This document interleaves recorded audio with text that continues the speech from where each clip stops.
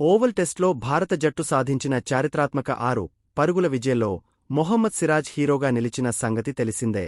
ఈ మ్యాచ్లో సిరాజ్ మొత్తం 9 వికెట్లు పడగొట్టాడు. అందులో రెండో ఇన్నింగ్స్లో 5 వికెట్లు కూడా ఉన్నాయి. అతని ప్రాణాంతక బౌలింగ్ ఇంగ్లాండ్ను విజయానికి కేవలం 6 పరుగుల దూరంలో నిలిపివేసి భారత జట్టుకు చిరస్మరణీయ విజయాన్ని అందించాడు. సిరాజ్ ఓవల్ టెస్ట్లో అద్భుతంగా రాణించడమే కాకుండా మొత్తం సిరీస్లో 23 వికెట్లతో అత్యధిక వికెట్లు తీసిన బౌలర్గా నిలిచాడు.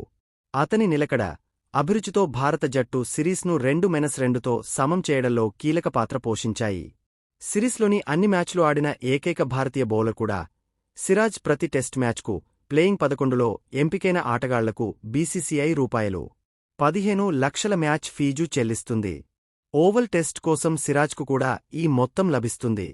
దీంతోపాటు సిరాజ్కు బీసీసీఐ అదనంగా రూ.5 లక్షలు కూడా ఇస్తుంది.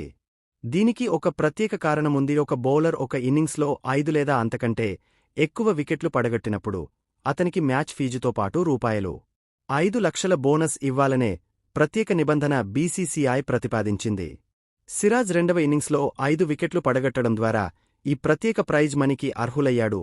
ఓవల్ టెస్ట్లో చిరస్మరణీయ ప్రదర్శన ఇచ్చినందుకు మొహమ్మద్ సిరాజ్కు player of the match award కూడా లభించింది.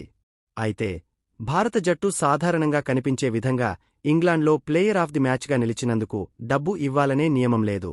ఆటగాడికి ట్రోఫీతో పాటు చెక్కు కూడా ఇచ్చారు.